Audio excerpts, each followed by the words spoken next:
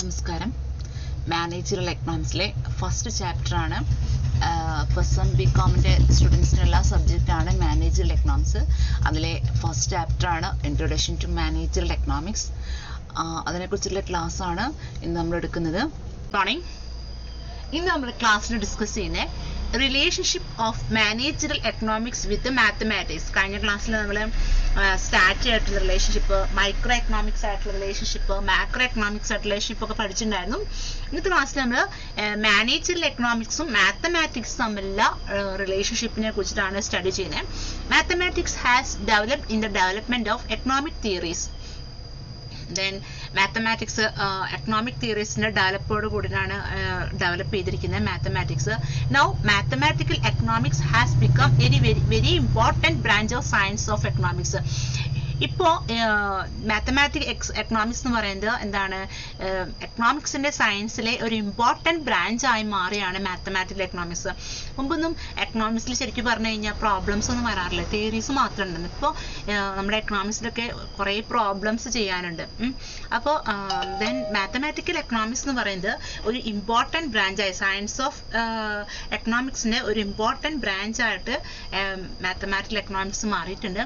Mathematics is a science of numbers, symbols and diagrams. നമുക്കറിയാമല്ലേ mathematics നമ്മൾ 10ാം class വരെ, ചിലർ +2 വരെ പഠിച്ചതാണ്. അപ്പോൾ മാത്തമാറ്റിക്സ് പറഞ്ഞാൽ നമുക്ക് അവിടെ അറിയാം, കുറേ നമ്പേഴ്സ് ഉണ്ടായിരിക്കാം, കുറേ സിംബൽസ് ഉണ്ടാവാം, കുറേ ഡയഗ്രാംസ് നമ്മൾ വരയ്ക്കും. അതുപോലെ തന്നെ it consist of algebra, geometry, arithmetic etcetera. Algebra നമുക്കറിയാം അല്ലേ, അതുപോലെ ജോമെട്രി, ഇങ്ങനെ ഒരുപാട് കാര്യങ്ങൾ ചേർന്നാണ് മാത്തമാറ്റിക്സ് വരുന്നത്. Diagrams and symbols are widely use in managerial economics. നമുക്കറിയാം, നിങ്ങൾ മാനേജറൽ എക്കണോമിക്സ് പഠിച്ച കുട്ടികളാണ്, നിങ്ങൾ +1 +2 മാനേജറൽ എക്കണോമിക്സ് പഠിച്ചാണ്. മാനേജറൽ എക്കണോമിക്സ് എന്ന് പറഞ്ഞാൽ തന്നെ കുറേ ഡയഗ്രാംസ് ആണ്, നമ്മൾ കുറേ ഗ്രാഫ് നമുക്ക് വരയ്ക്കാറുണ്ട്, അറിയാവുന്നതാണല്ലോ. ഏറ്റവും മാനേജറൽ എക്കണോമിക്സ് പഠിക്കാനുള്ള ഡയഗ്രാംസ്. അപ്പോൾ ഡയഗ്രാംസും നമ്മൾ സിംബൽസ് ഒക്കെ നമ്മൾ അതുപോലെ ഡെൽറ്റ പി, ഡെൽറ്റ ഡി എന്നൊക്കെ പറഞ്ഞിട്ട് നമ്മൾ കൊടുക്കാറുണ്ട്. ഇതൊക്കെ നമ്മൾ എക്കണോമിക്സിൽ കൊടുക്കാറുണ്ട്. അപ്പോൾ ഏറ്റവും കൂടുതൽ മാനേജറൽ എക്കണോമിക്സിൽ ഡയഗ്രാംസും സിംബൽസും ഒക്കെ യൂസ് ചെയ്യാറുണ്ട്. ഈ സിംബൽസും ഈ ഡയഗ്രാംസ് ഒക്കെ നമ്മൾ ആരുടെ യൂസ് ചെയ്യുന്നത്? മാത്തമാറ്റിക്സിനാണ് യൂസ് ചെയ്യുന്നത്. Mathematics is an exact and accurate science like physics or chemistry. അപ്പോൾ നമുക്കറിയാം, ഫിസിക്സും കെമിസ്ട്രി പോലെ തന്നെയാണ് ഒരു ആക്യുറേറ്റ് സയൻസ് ആണ് മാത്തമാറ്റിക്സ് എന്ന് പറയുന്നത്. എന്ത് കാര്യം ചെയ്താലും അതിനൊരു കാരണം ഉണ്ടായിരിക്കും, and cause and effect relationship ഒക്കെ ഉണ്ടായിരിക്കും. അപ്പോൾ മറ്റുള്ള ഫിസിക്സും കെമിസ്ട്രിയും പോലെ തന്നെയാണ് മാത്തമാറ്റിക്സ് എന്ന് പറഞ്ഞാൽ ഒരു സയൻസ് ആണ്. മാത്തമാറ്റിക്സ് നമ്മൾ മാനേജറൽ എക്കണോമിക്സ് യൂസ് ചെയ്യുന്നുണ്ട്. എന്തിനൊക്കെ വേണം? In estimating various economic relationship and employing them in decision making and forward planning. അതായത് മാത്തമാറ്റിക്സ് മാനേജറൽ എക്കണോമിക്സ് നമ്മൾ യൂസ് ചെയ്യുന്നത് എന്തിനു വേണ്ടിയിട്ടാണ്? പല റിലേഷൻഷിപ്പ് എസ്റ്റിമേറ്റ് ചെയ്യാൻ വേണ്ടിയിട്ട്, അപ്പോൾ ഡിസിഷൻ മേക്കിങ്ങിലെ ഫോർവേഡ് പ്ലാനിങ് ഇതൊക്കെ നമുക്ക് എന്ത് വേണം? മാത്തമാറ്റിക്സ് ആവശ്യമാണ്. Managerial economics uses considerable amount of algebra, geometry, logarithms etcetera. അതുപോലെ തന്നെ മാനേജറൽ എക്കണോമിക്സിലെ ഈ ആൾജിബ്രയും ലോഗരിതം ഒക്കെ യൂസ് ചെയ്യുന്നുണ്ട്. ഇത്രയാണ് മാനേജറൽ എക്കണോമിക്സും മാത്തമാറ്റിക്സും തമ്മിലുള്ള റിലേഷൻഷിപ്പ്. നമ്മൾ എന്തൊക്കെ പറഞ്ഞു? മാത്തമാറ്റിക്സ് ഡെവലപ്പ് ചെയ്തിരിക്കുന്നത് എക്കണോമിക് തിയറിയുടെ ഡെവലപ്മെന്റോട് കൂടിയാണ്. അതുപോലെ തന്നെ ഇപ്പോൾ മാത്തമാറ്റിക്കൽ എക്കണോമിക്സ് എന്ന് പറയുന്നത് ഒരു സയൻസ് ഓഫ് എക്കണോമിക്സിന്റെ ഒരു ഇമ്പോർട്ടൻറ്റ് ബ്രാഞ്ച് ആയി മാറിയിരിക്കുകയാണ്. നമുക്കറിയാം, മാത്തമാറ്റിക്സിലെ കുറെ നമ്പേഴ്സും സിംബൽസും ഡയഗ്രാംസ് ഒക്കെ യൂസ് ചെയ്യും. അതുപോലെ തന്നെ ആൾജിബ്ര, ജോമെട്രി, അരിതമെറ്റിക് എക്സെട്ര ഒക്കെ യൂസ് ചെയ്യും. നമ്മുടെ മാനേജറൽ എക്കണോമിക്സിലെ ഏറ്റവും കൂടുതൽ ഈ മാത്തമാറ്റിക്സ് പോലെ തന്നെ മാനേജറൽ എക്കണോമിക്സിൽ നമ്മൾ ഈ മാത്തമാറ്റിക്സിന്റെ ഡയഗ്രാംസും സിംബൽസും ഒക്കെ നമ്മൾ യൂസ് ചെയ്യും. മാത്തമാറ്റിക്സും പറയുന്നത് ഫിസിക്സും കെമിസ്ട്രി പോലെ തന്നെ ഒരു ആക്യുറേറ്റ് സയൻസ് ആണ്. മാത്തമാറ്റിക്സ് നമുക്ക് മാനേജറൽ എക്കണോമിക്സിന് വളരെ അത്യാവശ്യമാണ്. പല റിലേഷൻഷിപ്പ് എസ്റ്റിമേറ്റ് ചെയ്യാനും ഡിസിഷൻ മേക്കിങ്ങിനും എല്ലാത്തിനും ആവശ്യമാണ്. അതുപോലെ തന്നെ മാനേജറൽ എക്കണോമിക്സ് ആൾജിബ്രയും ജോമെട്രിയും ലോഗരിതം ഒക്കെ യൂസ് ചെയ്യുന്നുണ്ട്. അപ്പോൾ ഇതാണ് ആര് തമ്മിൽ റിലേഷൻഷിപ്പ്? മാനേജറൽ എക്കണോമിക്സും മാത്തമാറ്റിക്സ് തമ്മിലുള്ള റിലേഷൻഷിപ്പ്. നെക്സ്റ്റ് നമുക്ക് relationship of managerial economics with operation research. Operation research നമ്മൾ ക്യൂട്ടിയിലൊക്കെ പഠിക്കും, ഓപ്പറേഷൻ റിസർച്ച് ഒക്കെ പഠിക്കും. അപ്പോൾ എന്താണ്? അതേപോലെ മാനേജ്മെന്റ് സയൻസിലൊക്കെ നമുക്ക് മാനേജ്മെന്റ് സയൻസ് പഠിക്കാമല്ല, BBA സ്റ്റുഡൻസ് ആണെങ്കിൽ മാനേജ്മെന്റ് സയൻസ് ഒക്കെ പഠിക്കാറ്. അപ്പോൾ അതിൽ ഈ ഓപ്പറേഷൻ റിസർച്ച് നമുക്ക് പഠിക്കാണ്, ഗെയിം തിയറി അങ്ങനെയുള്ള സംഭവങ്ങളൊക്കെ. അപ്പോൾ മാനേജറൽ എക്കണോമിക്സും ഓപ്പറേഷൻ റിസർച്ച് തമ്മിലുള്ള റിലേഷൻഷിപ്പ് ബന്ധം നോക്കാം. Operation research and managerial economics are closely related to a certain extent. ഒരു കാര്യം ഞാൻ പറയാം, ആര് തമ്മിലുള്ള റിലേഷൻഷിപ്പ് വെച്ചാലും ആദ്യം നമ്മൾ പറയാം ആര് തമ്മിലുള്ള റിലേഷൻഷിപ്പ്, മൈക്രോ ആയാലും മാക്രോ ആയാലും സ്റ്റാറ്റ് ആയാലും മാത്സ് ആയാലും എന്ന് പറയാം closely related to a certain extent. അത് തമ്മിൽ ഭയങ്കര ബന്ധമാണ്. Operation research is the application of mathematical and statistical techniques in solving business problem. അതായത് ഓപ്പറേഷൻ റിസർച്ച് എന്ന് പറഞ്ഞാൽ എന്താണെന്ന് വെച്ച് കഴിഞ്ഞാൽ മാത്തമാറ്റിക്കൽ ടെക്നിക്സും സ്റ്റാറ്റിസ്റ്റിക്കൽ ടെക്നിക്സും അപ്ലൈ ചെയ്യുകയാണ് ചെയ്യുന്നത്. ഇത് നമുക്ക് ബിസിനസ് പ്രോബ്ലം ഉണ്ടായിക്കഴിഞ്ഞാൽ അത് നമുക്ക് സോൾവ് ചെയ്യാൻ വേണ്ടിയിട്ട് യൂസ് ചെയ്യാം. It deals with construction of mathematical models that helps in decision making process. അപ്പം ഇത് നമുക്ക് എന്ത് ചെയ്യാൻ എന്തെങ്കിലും ഡിസിഷൻ മേക്കിംഗ് പ്രോസസ്സിലൊക്കെ ഇത് വളരെയധികം ഹെൽപ്ഫുൾ ആണ്. Operation research is helpful in the business firm in studying interrelationship and relative efficiencies of various business aspects like sales, production, etc. ഈ ഓപ്പറേഷൻ റിസർച്ച് ബിസിനസ്സിന് വളരെ യൂസ്ഫുൾ ആണെന്ന് പറഞ്ഞു. എന്തിനു വേണ്ടിയാണ്? ഇന്റർ റിലേഷൻഷിപ്പ് മനസ്സിലാക്കാൻ വേണ്ടിയിട്ടും, അതുപോലെ തന്നെ ബിസിനസ്സിലെ സെയിൽസ് എത്രമാത്രം ഉണ്ട്, പ്രൊഡക്ഷൻ എത്രമാത്രം ഉണ്ട്, അത് എഫിഷ്യന്റ് ആണോ, ബിസിനസ്സിലെ ഓരോ കാര്യങ്ങളും എഫിഷ്യന്റ് ആണോ, ഇതൊക്കെ മനസ്സിലാക്കണം അല്ലെങ്കിൽ സ്റ്റഡി ചെയ്യാനായിട്ട് ഈ ഓപ്പറേഷൻ റിസർച്ച് നമുക്ക് ആവശ്യമാണ്. ഈ ഓപ്പറേഷൻ റിസർച്ചിന്റെ മെയിൻ ആയിട്ടുള്ള കാര്യങ്ങൾ ലീനിയർ പ്രോഗ്രാമിംഗ്, അതൊക്കെ നിങ്ങൾക്ക് ഇപ്പൊ പറഞ്ഞാൽ മനസ്സിലാവില്ല, നിങ്ങൾക്ക് അടുത്ത വർഷമൊക്കെ ആകുമ്പോഴാണ് അതെന്താണെന്ന് മനസ്സിലാവുള്ളൂ. ലീനിയർ പ്രോഗ്രാമിംഗ്, അതുപോലെ ടെക്നിക്സ് ഓഫ് ഇൻവെന്ററി കൺട്രോൾ, അത് നമുക്ക് ഫോർത്ത് സെം ആകുമ്പോൾ നമുക്ക് മനസ്സിലാവാതെ എന്താണ്. അതുപോലെ ഗെയിം തിയറി, ഇതൊക്കെ ഓപ്പറേഷൻ റിസർച്ചിന്റെ ഭാഗങ്ങളാണ്. ഇപ്പോൾ നമ്മൾ നേരത്തെ പറഞ്ഞ മാത്തമാറ്റിക്സിനെയാണോ ജോമെട്രി ഓൾജിബ്ര എന്നൊക്കെ പറയില്ലേ, അതേപോലെ തന്നെ ഓപ്പറേഷൻ റിസർച്ചിന്റെ മെയിൻ ആയിട്ടുള്ള കാര്യങ്ങളാണ് ഈ ലീനിയർ പ്രോഗ്രാമിംഗ്, ഗെയിം തിയറി, അതുപോലെ തന്നെ ടെക്നിക്സ് ഓഫ് ഇൻവെന്ററി കൺട്രോൾ ഒക്കെ. ഇതൊക്കെ നമ്മൾ മാനേജറൽ എക്കണോമിക്സിൽ യൂസ് ചെയ്യുന്നുണ്ടോ? ഓക്കെ, അപ്പോൾ ഓപ്പറേഷൻ റിസർച്ചിന്റെ അപ്പൊ മാനേജറൽ എക്കണോമിക്സ് പറഞ്ഞാൽ മൈക്രോന്റെ കുറെ കാര്യങ്ങൾ യൂസ് ചെയ്യുന്നു, മാക്രോന്റെ കുറെ കാര്യങ്ങൾ യൂസ് ചെയ്യുന്നു, സ്റ്റാറ്റ് കുറെ യൂസ് ചെയ്യുന്നു, അതുപോലെ മാത്തമാറ്റിക്സ് യൂസ് ചെയ്യുന്നു. അതുപോലെ തന്നെ ഓപ്പറേഷൻ റിസർച്ചിന്റെ കുറെ കാര്യങ്ങൾ നമ്മളിവിടെ four decision making business problem solve ചെയ്യാനും വേണ്ടിയിട്ടാണ് കൂടുതലായിട്ടും ഇത് യൂസ് ചെയ്യുന്നത്.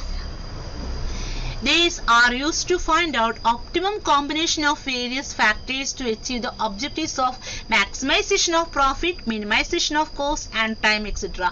എന്തിനു വേണ്ടിയാണ് ഉപയോഗിക്കുന്നത് അറിയോ? മാക്സിമൈസേഷൻ ഓഫ് ബിസിനസിന്റെ മെയിൻ ഒബ്ജക്റ്റീവ് തന്നെ മാക്സിമൈസേഷൻ ഓഫ് പ്രോഫിറ്റ് ആണല്ലേ. മാക്സിമം പ്രോഫിറ്റ് ഉണ്ടാക്കുക, കോസ്റ്റ് ഏറ്റവും ചുരുങ്ങുക, അതുപോലെ തന്നെ ടൈം ഏറ്റവും കുറഞ്ഞ ചെലവില് ഏറ്റവും കുറഞ്ഞ സമയത്തില് മാക്സിമം പ്രോഫിറ്റ് ഉണ്ടാക്കുക. ഇതിനു വേണ്ടിയിട്ടാണ് നമ്മൾ ഓപ്പറേഷൻ റിസർച്ച് നമ്മൾ യൂസ് ചെയ്യുന്നത്.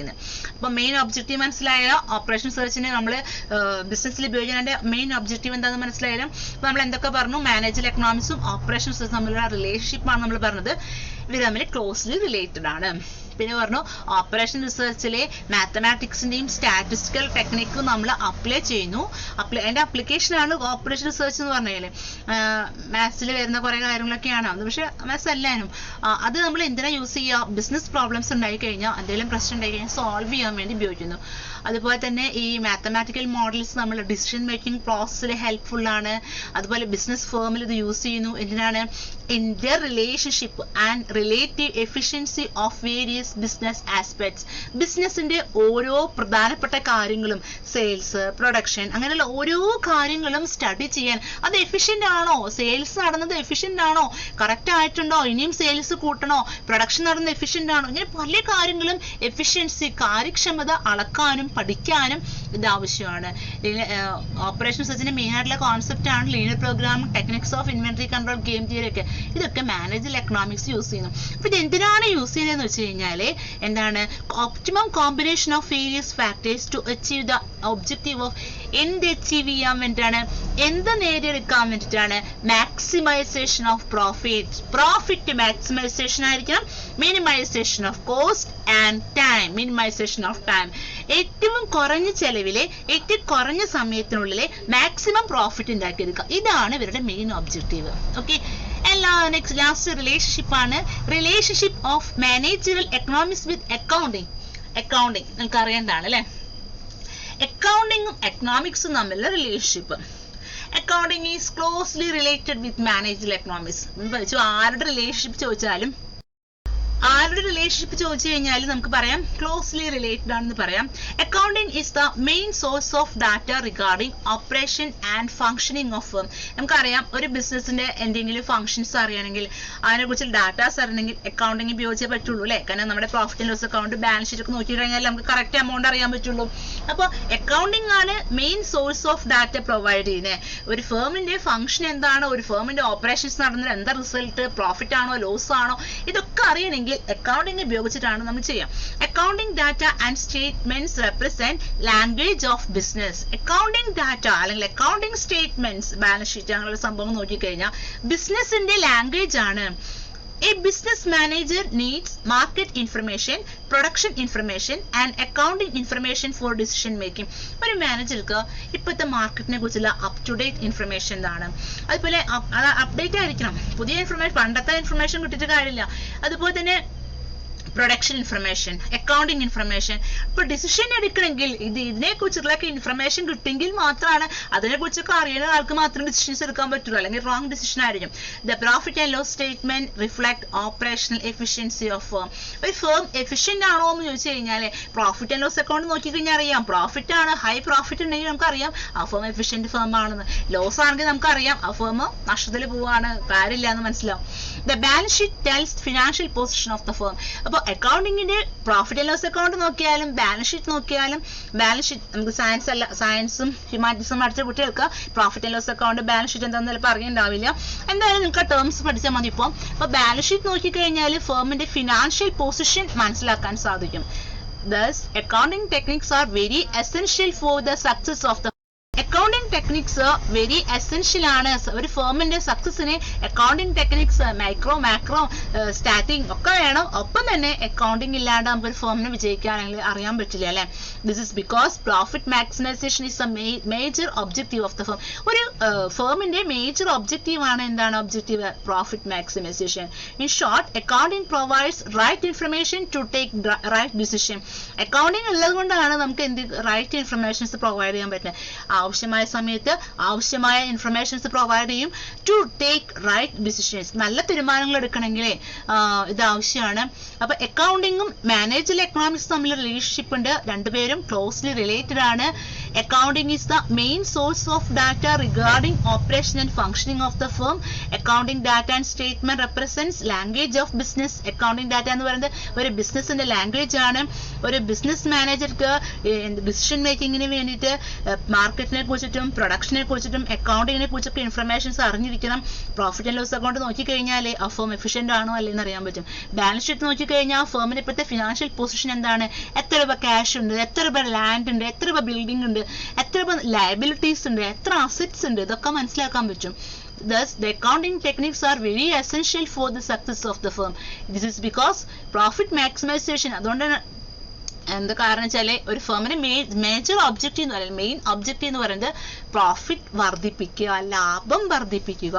In short, accounting provides right information to take right decision. Accounting ഉണ്ടെങ്കിലാണ് നല്ല ഇൻഫർമേഷൻ പ്രൊവൈഡ് ചെയ്യാൻ പറ്റുള്ളൂ, കറക്റ്റ് ഇൻഫർമേഷൻ പ്രൊവൈഡ് ചെയ്യാൻ പറ്റുള്ളൂ. ടു ടേക്ക് റൈറ്റ് ഡിസിഷൻസ്, നല്ല തീരുമാനങ്ങൾ എടുക്കണമെങ്കിൽ, റോങ് തീരുമാനം എടുക്കാനല്ല, നല്ല സമയത്ത് നല്ല തീരുമാനങ്ങൾ എടുക്കണമെങ്കിൽ അക്കൗണ്ടിങ്ങിൽ ഉണ്ടെങ്കിലേ സാധിക്കുള്ളൂ. അപ്പൊ റിലേഷൻഷിപ്പ് നമ്മൾ പഠിച്ചു കഴിഞ്ഞു. ദെൻ ബാക്കി നമുക്ക് അടുത്ത ക്ലാസ് നമുക്ക് നോക്കാം. അപ്പൊ എന്തെങ്കിലും ഡൗട്ട്സ് ഉണ്ടെങ്കിൽ ചോദിക്കാം. Okay, thank you.